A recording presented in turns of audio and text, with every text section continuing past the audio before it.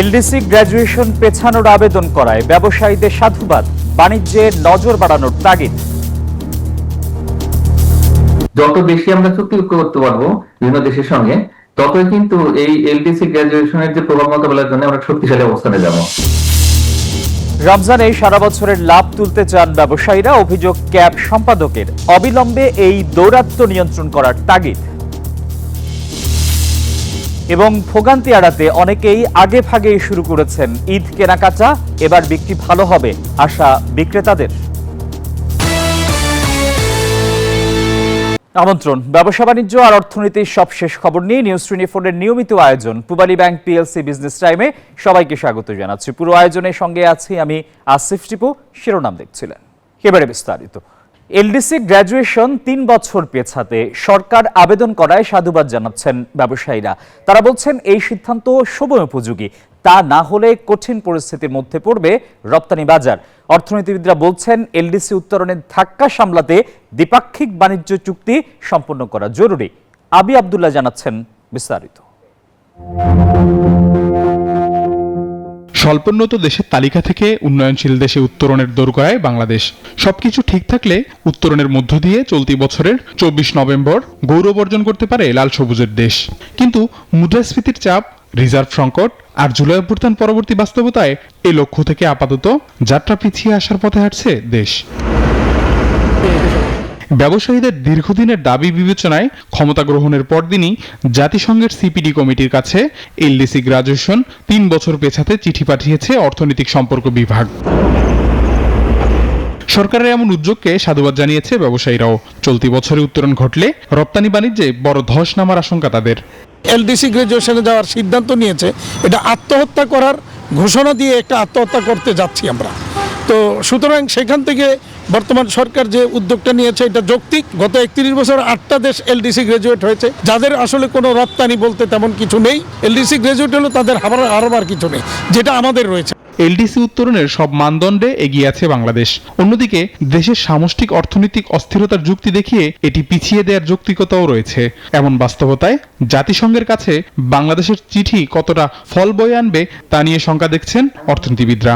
অর্থনৈতিক অস্থিরতার যে যুক্তি আছে বা যে অর্থনৈতিক দুর্বলতার যে যুক্তি, তো সেইটি কিন্তু একেবারে যে খুব একটা দুর্বল যুক্তি না। তো এই অবস্থায় আসলে আমি মনে করি যে জাতিসংঘের সঙ্গে যদি একটা পজিটিভ কমিউনিকেশন হয়, তাহলে সেই ক্ষেত্রে অবশ্যই এটা পেছানো সম্ভব।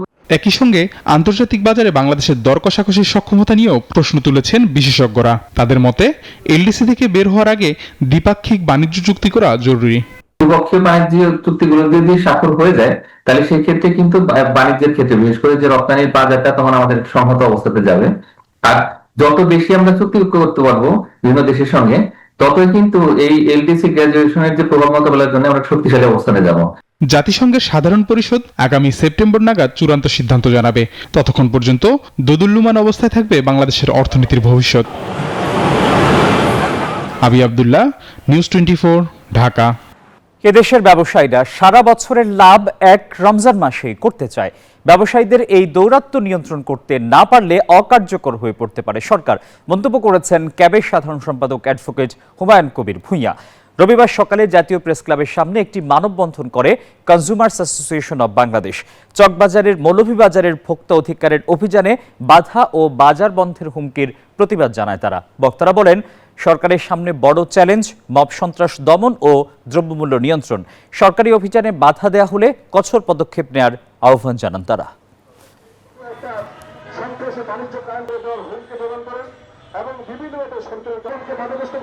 আমরা এই মোহাম্মদ আলী ভুট্টোর শক্তিটা আমরা উনি যেটা দেখা যায় জব্বর মন্ডলের উপরে, এটা কিন্তু উনি একজন জব্বর মন্ডলের উপরে আঘাত করে নাই। আমাদের এই প্রিন্ট মিডিয়া, আমরা যে 18 কোটি মানুষ আছি, সমস্ত মানুষের কিন্তু আমরা ভোক্তা। সুতরাং উনি 18 কোটি মানুষকে উনি বুদ্ধাঙ্গুলি প্রদর্শন করছেন। আমি পরিষ্কার করে বলেছিলাম, কাজ তো অনেক, অন্তত পক্ষে দয়া করে 2টা কাজ দিয়ে শুরু করতে পারে কিনা। 2টার একটা বলেছিলাম মব সন্ত্রাস দমন করতে হবে, আরেকটা বলেছিলাম রমজান মাস সামনে ব্যবসায়ী সিন্ডিকেট ভাঙতে হবে, জিনিসপত্রের দাম যাতে যথাযথ ন্যায্য থাকতে সেই ব্যবস্থা নিতে হবে। ভোগান্তি এড়াতে অনেকেই আগে ভাগে শুরু করেছেন ঈদ কেনাকাটা। প্রথম রোজা থেকেই তাই রাজধানীর মার্কেট ও শপিং মলগুলোতে বাড়ছে মানুষের ভিড়। ঈদ উল ফিতর ঘিরে বিক্রি ভালো হবে এমন আশায় বুক বেঁধেছেন দোকানিরা। ভিড়বাট্টা আর যানজট ভোগান্তি এড়াতে রমজানের প্রথম সপ্তাহে রাজধানীতে শুরু হয়ে গেছে ঈদের কেনাকাটা। কেউ কিনছেন, আবার কেউ দাম পরখ করেই ফিরছেন। কেউ কেউ দোকানে দোকানে ঘুরে দেখে নিচ্ছেন ঈদ ফ্যাশনে এবারের পোশাক ট্রেন্ড। এবারের মূল্য মোটামুটি আছে একটু নিয়ন্ত্রণে, কিন্তু এখনো দিন যাইতেছে আরো বাড়তেছে। শুধু জামা কাপড়ে একটু ব্যতিক্রম, যেমন পাকিস্তানিগুলা এখন আগের তুলনায় একটু ভালো, অনেক নতুন ভ্যারাইটি চলে আসছে। চারদিকে ঈদ ঈদ আমেজ। পছন্দ মতো জামা, জুতা, আনুষঙ্গিক কেনা শুরু হয়ে গেছে। স্বাদ ও সাধ্যের মধ্যে পছন্দ মতো জামা জুতা পেতে রাজধানীর গাউসিয়া, চাঁদনী চক ও নিউ মার্কেটে ঢু মারছেন ক্রেতারা।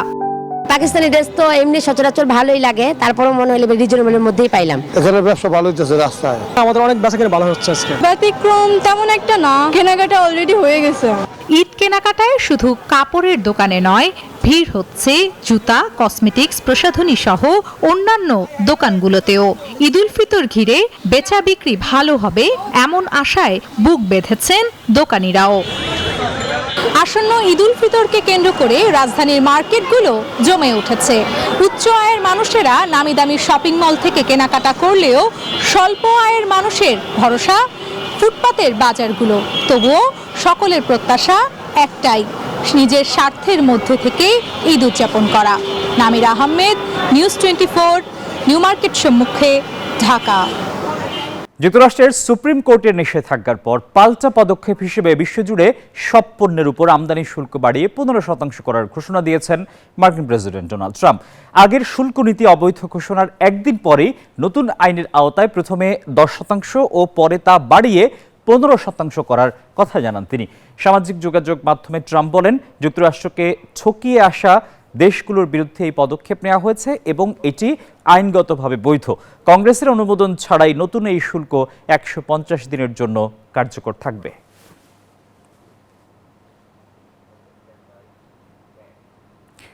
রংপুরের গঙ্গাচড়ায় আলু উত্তোলন চলছে, তবে হঠাৎ দাম পড়ে যাওয়ায় কৃষকরা 7 থেকে 8 টাকা কেজিতে আলু বিক্রি করতে বাধ্য হচ্ছেন, যদিও উৎপাদন খরচ পড়েছে 10 থেকে 11 টাকা।